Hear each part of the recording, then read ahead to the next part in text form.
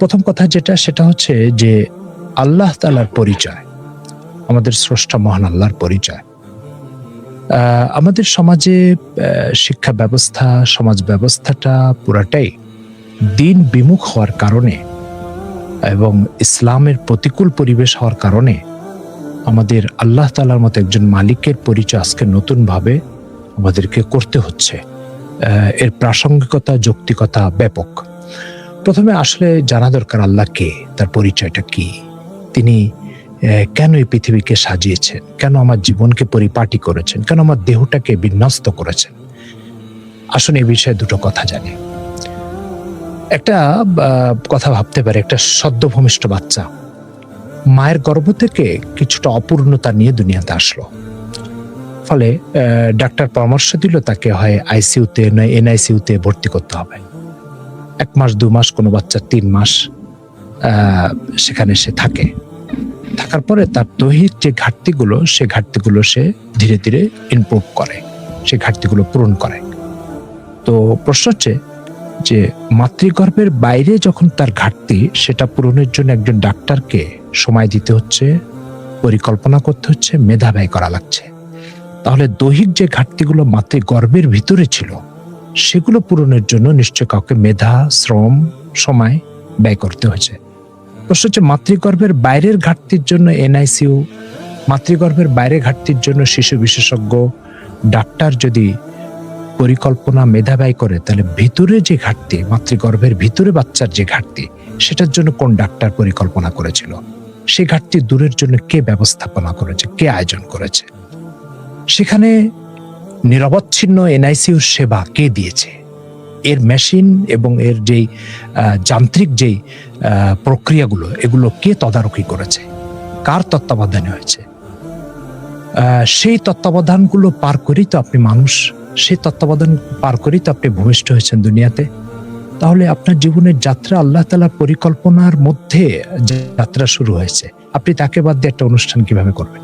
তাকে বাদ দিয়ে আপনি আপনার যাত্রা কিভাবে অব্যাহত রাখবেন? এই জন্য আজকে প্রথমে সেই স্রষ্টার কথা দিয়ে শুরু করতে চাচ্ছি, যিনি মাতৃগর্ভে নিরবচ্ছিন্নভাবে তার মেধা, তার দক্ষতা ব্যয় করে তিনি আপনাকে পরিপূর্ণ একটা শিশুর রূপ দিয়ে দুনিয়াতে পাঠিয়েছে। আপনি কি বের হয়ে এসে আপনি এই স্রষ্টাকে ভুলে যাওয়ার ন্যূনতম কোনো সুযোগ বা অধিকার আছে? যে মালিক আপনাকে সেট করে আপনাকে অন্ধত্ব থেকে বাঁচানোর জন্য চোখ স্থাপন করেছেন, আপনার প্রতিবন্ধী হওয়ার থেকে বাঁচার জন্য কান স্থাপন করেছেন, আপনাকে খুঁড়িয়ে খুঁড়িয়ে চলা থেকে বাঁচার জন্য পা স্থাপন করেছেন, এর প্রত্যেকটা অঙ্গ প্রত্যঙ্গ তার সেট, তার এটা বিন্যাস। আপনি এখানে এসে এই অঙ্গ প্রত্যঙ্গ দিয়ে কিভাবে তার সাথে নাফরমানি করবেন, কিভাবে তাকে ভুলে যাবেন? এই অঙ্গ প্রত্যঙ্গ তার দেওয়া, তার বিরুদ্ধে, তার আদেশ নিষেধ ও দিনের বিরুদ্ধে আপনি এটাকে কিভাবে ব্যবহার করবেন? নৈতিকতার জায়গায় কি এর কোনো সুযোগ আছে? নিশ্চয় নাই। এই জন্য আজকে আমরা এই 2-3টা প্রশ্ন রেখে আমাদের আলোচনায় যাচ্ছি।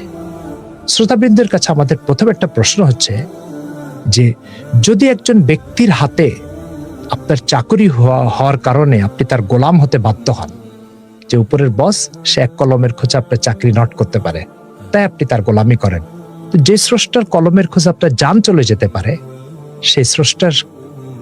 সেই স্রষ্টার গোলাম হতে আপনি বাধ্য নন কেন? আপনি কেন তার গোলামির থেকে মুক্তি লাভ করার চিন্তা করেন বা তার গোলামিটাকে জীবনের বোঝা মনে করেন? যদি চাকরি যার হাতে, তার গোলাম হতে আমি বাধ্য হই, তো যার হাতে আমার জান, তারও আমি গোলাম।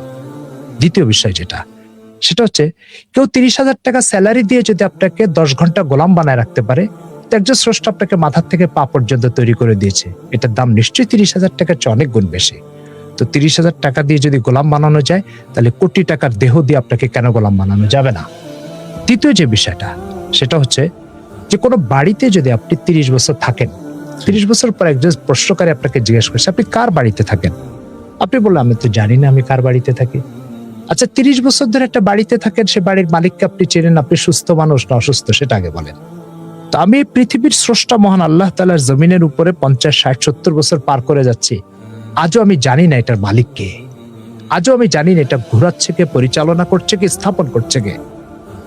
তাহলে আমার প্রশ্ন হচ্ছে যে, যদি 30 বছর এক বাড়িতে থেকে মালিককে না চেনা, এটা সুস্থ আছে কিনা এটা প্রশ্ন উঠতে পারে, তাহলে পৃথিবীর মালিককে আমি চিনি না, আর সেই অবস্থা আমি জীবন পার করে আমার সুস্থতা নিয়ে প্রশ্ন উঠবে না কেন?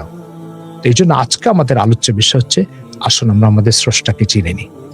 এই স্রষ্টার পরিচয়, তার দিনের পরিচয়, তার হক অধিকার কি আমার উপরে। 30,000 টাকা গোলাম বেতন দিচ্ছে, সকাল আসার সাথে সাথে এটা করো, ওটা করো, এটা করো, এটা করো, এটা করবে না, ওর এতটার আগে অফিস থেকে বের হবে না, সব কথা আমি মেনে নিচ্ছি। কেন? মাত্র 30,000 টাকা উনি আমাকে দেন।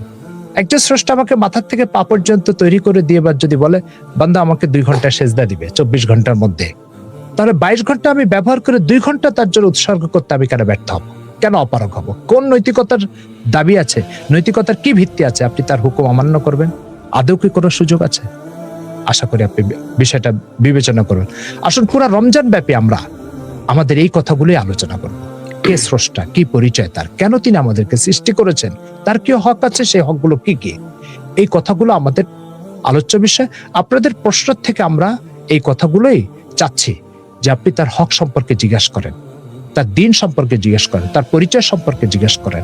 আপনি কেন দুনিয়াতে আসছেন, পৃথিবীকে কেন সাজানো হয়েছে, এই বিষয়গুলো আপনি প্রতিনিয়ত প্রশ্ন করবেন। আমরা এই প্রশ্নগুলোর জবাব দেওয়ার জন্য আপনাদের এই অনুষ্ঠানে হাজির হয়েছি।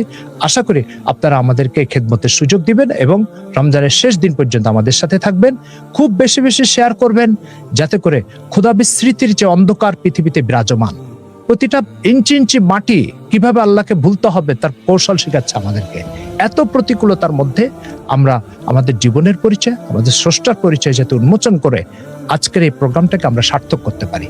এবং এই প্রোগ্রামটা কেবলই একটা প্রোগ্রাম নয়, আমাদের চেতনা ফিরিয়ে দেওয়ার প্রোগ্রাম, আমাদের ইমানের আলোতে আলোকিত হওয়ার প্রোগ্রাম, আখিরাতের জবাবদিহিতার অনুভূতি সৃষ্টির প্রোগ্রাম। আশা করি আমাদের এই প্রোগ্রাম আল্লাহ তাআলা কবুল করবেন, সফল করবেন। আপনারা আমাদের সাথে থাকবেন।